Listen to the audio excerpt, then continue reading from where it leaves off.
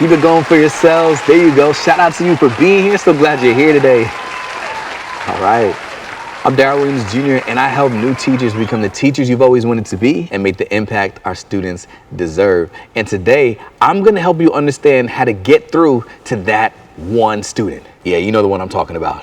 But the framework might actually surprise you. You see, the story is told about a young boy and his grandfather, and they're walking on the beach.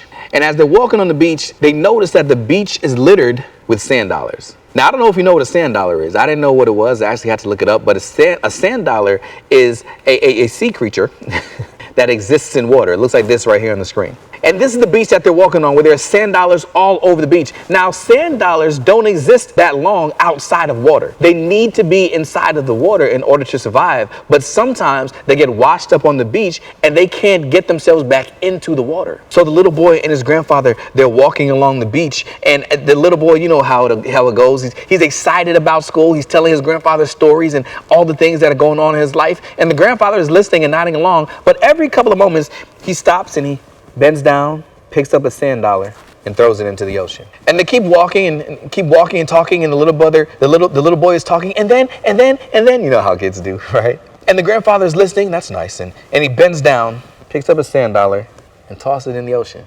And now the little boy starts to get a little bit frustrated because he's looking at all the sand dollars on the beach. And granddaddy's not picking up every one of them, but every now and then he throws one in there and he's saying to himself, that doesn't make any sense.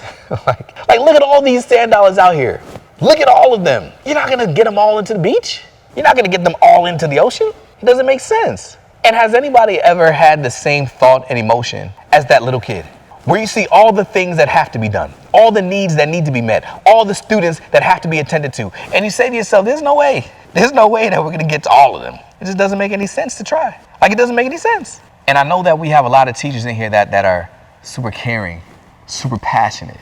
And you see all the needs. And you almost get overwhelmed. Look how many sand dollars are on that beach. You almost get overwhelmed by all the things that have to be done. You mean I've got to play mom for this child? You mean I've got to buy them utensils? You mean I've got to buy them snacks? You mean I've got to show them care and support? I've got to show up to the gymnastics game, their dance recitals. I've got to do that. That's a lot. I've got to do all this. It doesn't make sense.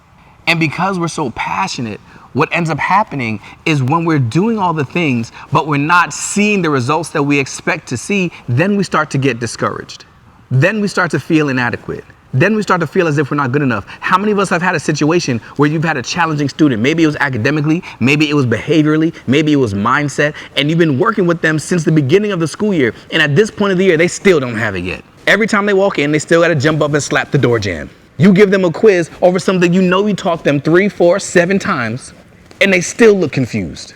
You've been working on a growth mindset since the beginning of the year. You got the poster, I can do hard things. And they still say things like, I'm not good at math. And you're saying to yourself, I'm trying everything. I'm working as hard as I can, and I'm still not getting through. The issue is then some people start to doubt their abilities and saying, I'm not cut out for this. I'm not good enough. I'm not made for this. I can't do it. And what ends up happening as a result is your brain starts to believe it. You see, the funny thing is your brain rarely argues with first person statements. So when you say, I'm not good enough, when you say, I can't do this, even when you're thinking it to yourself, I'm not made for this, I can't cut out, I can't reach them, I can't make a difference, your brain rarely argues with first person statements. So now your brain starts to believe that, and that's how you start showing up. You start showing up not believing that you can make a difference, not believing you can make an impact, not believing that you can actually reach them, and your actions start to show. And now the very students that we felt called to reach and serve and impact and help them reach their potential, we stop trying. Even if subconsciously, we stop trying and we put a ceiling on their potential. What we've got to do is we've got to shift our mindset and look at this in a different way. It's funny because I hear a lot of people talk about education. It's almost like they make student growth and student success seem like a race. And they say it's not a sprint, it's a marathon. Yeah, you heard it. It's not a sprint, it's a marathon. And I actually disagree with that. I get what they're trying to say. They're trying to say a sprint means you're just going, hard and fast, and then it's done. A marathon means you've got to endure. You've got to stretch it out. You're in it for the long run. No, I don't agree with that. I think it's a different race entirely. I coached track for a couple of years. I won a city championship, not bragging. I mean, I didn't win the city championship. The students won, but I coached them. And one of my favorite events, more than the sprint, more than the 1,000 or the 800 or the 1,600, more than the distance events, more than even the field events. My favorite event to watch, as is indicative by the fact that millions of people love to watch it during the Summer Olympics as well, is a relay.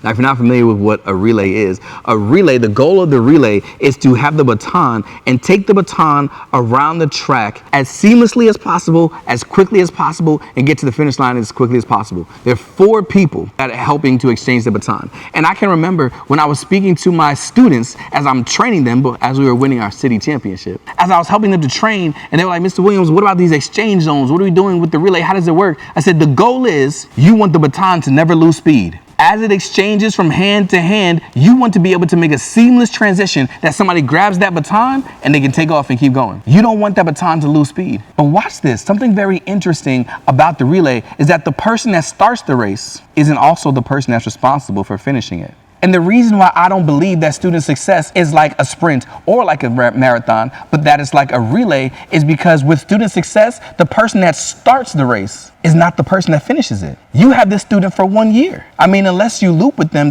this is it. You've got 180 days. And at the end of that 180 days, they go on to the next grade level, to the next class, to the next teacher, to the next school. And you might look at it as if you have to get them from start to finish, when the reality is all you've got to do is do the best you can with the distance you've been given. In other words, you got to run your race. Just run your leg of the race. When that baton was given to you, you might have gotten it in 3rd place. Run your race. Run the curve, run the straight, whatever it is, just focus on running the distance that you've been given to the best of your ability. And when you come up against time, or when you come up against the end of that distance, it's your job now to hand off that baton to the next person who's going to pick it up and keep it running. And the reason why I say we need to shift our mindset like this, is this making sense? The reason why I'm saying we have to shift our mindset like this is because some of us are overwhelmed by the fact that we've got to take it from beginning to end. It's a marathon. Marathons are hard. 26.2 miles? Marathons are long. Not a lot of people finish marathons. But if you're running a relay, you can do the best you can with the distance you've been given and hand it off to the next person. The reason why I'm saying this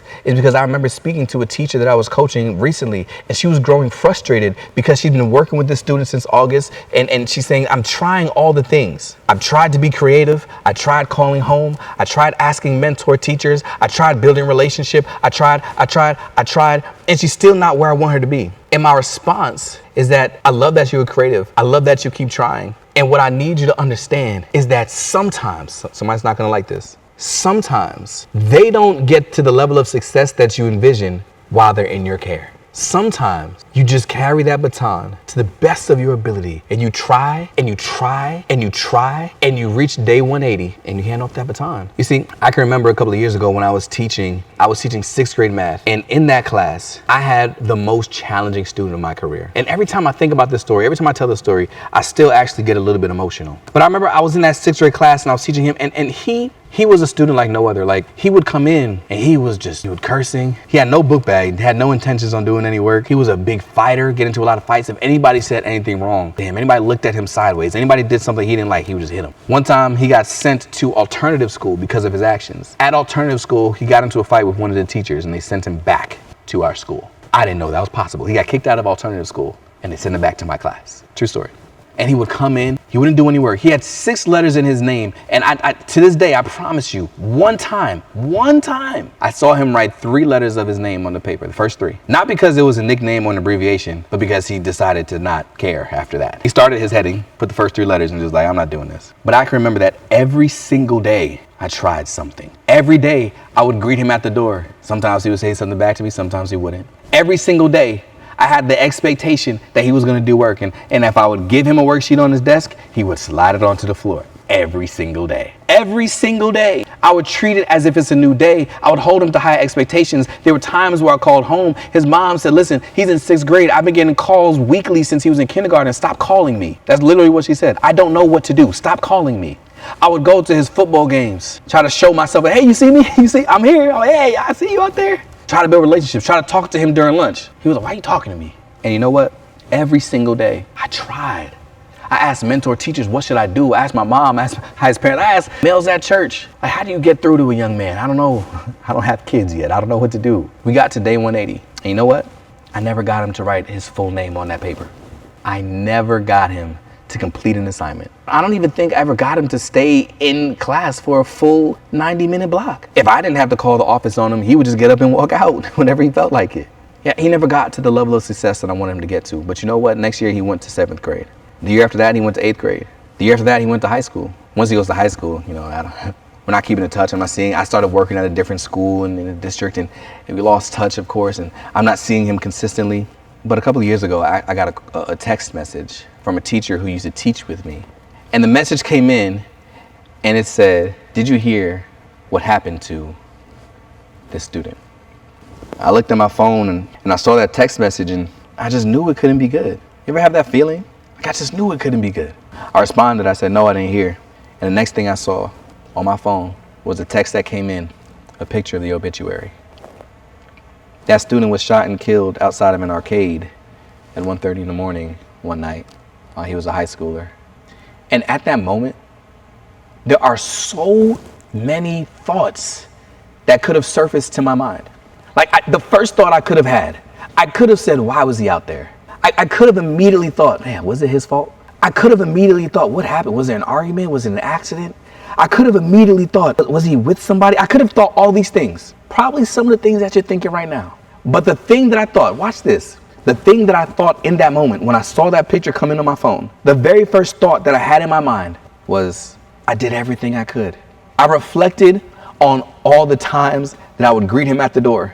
I reflected on all the times that I told him I cared about him. I reflected on all the times where I said, you can do this, I'm not giving up on you. I reflected on all the times I was at the football games. I reflected on all the time. I reflected on all the things that I tried. And I said, I tried every single day, even the moments where I was like, I don't want to do this.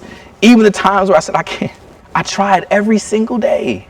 But what if I didn't? What if I knew that I had given up? What if I had known that I stopped trying? What if I knew that I said he's not going to be anything? What if I knew I said he doesn't have the potential? What if I knew I said everybody else tried? What makes me feel any different? Then when I saw that picture come into my phone, the first thought I would have had would be a thought of regret. Because I would have said to myself, man, I didn't do enough. Maybe I should have had another conversation with him. Maybe I should have gone to his football games. Maybe I should have tried a little bit harder. Am I being honest? Can I be honest? Look, this is not an easy thing to talk about. It's not even an easy thing to hear, but it's something I need you to resonate with you, because the reality is, as morbid as it sounds, there is always a last time when we have an interaction with the student. Now, I pray that you never have to experience that, losing a student. I pray that you never have to experience that, but there always is a last time you interact with them. Either they move to a new school, they go to the next grade, they go to college and move to a new state. Like, there's always going to be a last time you interact with them. And the question that I have for you is, when you had the opportunity to interact with them, did you give it all that you had? Did you try everything possible to get through to that student? Because if so, you never know what the future holds. If so, and they grow into something great and they reach their full potential, you'll always know I did the best I could. But if you don't, you'll always be left with regret, saying, what would have happened if I cared just a little bit more? It's Art Williams that says, all you can do is all you can do, and all you can do is enough. But just make sure you're doing all that you can do. Are you really doing all that you can do to really help get through to these students? And the reality is, I'm going to say it to you just like I said it to the teacher that I was coaching a couple of weeks ago, when she said, Mr. Williams, like, I'm trying. Why is it not working? Because honestly, you're not everybody's cup of tea. You're not going to get through to every single student. You're not going to save all of them. You're not going to break through. Sometimes you get to the end of your race, you get to the end of your leg of the race, and you're still behind. You're still not in first place. Sometimes you're still not there at the front. But you hand off the baton and you say, I did the best I could with the distance I was given. The reality is, you cannot expect to save everyone, because you won't. But what I need you to do is to interact with each student as if they are the one who you will. You won't reach every single student. You won't save every single student. You won't be the one who changes the lives of every single student. You're not going to be that person for every single student, and that's okay. You can't expect that. And when we expect that and we fall short of that expectation, then that's when we start to feel inadequate. That's when we start to say we don't measure up. That's when we start to say I'm not good enough. But you had a false expectation. You can't expect to save every student. But in your interactions with each student, you've got to interact with each student as if they are the one. who you're going to save. As if they're the one who you're going to help them reach their full potential. As if they are the one, because you never know who the one is going to be. Some of you know my story. When I was a terrible first-year teacher, I can remember I thought I was helping nobody. I thought I was not saving anybody. I was making every student worse, is what I was thinking. But there was this one student in the class. Her name was Kaya. Kaya reached out to me in 2024 and told me that the reason why she is going to become a teacher is because she was inspired by being in my class. I was a terrible teacher, y'all. I thought I wasn't getting through to anybody. And now Kaya is gonna go forward and reach hundreds, thousands, millions of lives because she was in my class. And I'm not saying any of that to impress you. I'm saying that to impress upon you this. You never know who's gonna be the one. You never know what seeds you're planting. You never know who you're gonna reach. You never know what you're trying. And although you're thinking it's not working, it's planting some seeds that will grow in the future. You just gotta run your distance and hand off the baton to the next person. But if you don't try your best, if you don't work hard, if you don't give it all you've got with the distance that you've been given, then how are you gonna help that student that you don't even know you're helping? So the little boy, he's on the beach with his grandfather and they're walking along the beach. And I told you at the top that he's getting frustrated. He's trying to talk to his grandfather. He's trying to tell him the story. He's trying to tell him all the things that he's got going on. The grandfather keeps kneeling down, picking up a sand dollar, throwing it back into the ocean. And after the grandfather does that a couple of times, the grandson starts to get frustrated. And now he's not just thinking it, he has to outright come out and say it. He said, "Granddaddy, what you're doing is not making any sense. There are hundreds of sand dollars all across this beach. And just picking one up one by one and throwing them back into the ocean doesn't make any sense. There's no way that you're going to save all of them. There's no way that you're going to get through to all of them. There's no way you're going to clean this beach. There's no way, Granddaddy. It doesn't make any sense." The grandfather kneels down, grabs a sand dollar, tosses it into the ocean, and he says, "To that one, it makes all the sense in the world. You got to understand that you might not reach every single student, but would it be worth it if you reached just one? Would it be worth it if there was one student who you knew decided to live another day because of a conversation they had with you? Would it be worth it if there was one student who, because of you, realized that they have greatness on the inside of them and went after their dreams? Would it be worth it if just one student, because of an interaction with you, decided to become what they always dreamt of being and completely change the trajectory of their family for generations? Would it be worth it if you helped just one? Well, the good news is statistics show that you help a lot more than just one. And even in the moments that you don't know you're making a difference, when you don't know you're making an impact, if nobody ever reaches out to you like Kaya reached out to me, if you never randomly run into somebody at the airport that says, "Man, because of you," if you never get a letter in the mail that says, "Because of you," if you never get an Instagram message, a DM, a Facebook message, run into somebody at the grocery store that says, "Because of you," I need you to understand, I'm letting you know right now for them, because of you, somebody is in a much better place. Lives are changed. Families are healed. People are making a huge positive impact on the world. And it might be because of a word that you said. It might be because of motivation that you gave. It might just because of a smile. It might be because of an interaction that you had. It's because even though you're not going to be everybody's cup of tea, even though you're not going to reach every single student, you can't expect to reach everyone because you won't. My challenge to you is this. Make sure that you're purposeful with every interaction with each student, because you never know which one is going to make all the difference for. If you keep that in the forefront of your mind, there's no way that you don't become the teacher that you've always wanted to be and make the impact our students deserve. You've got this, and I've got you.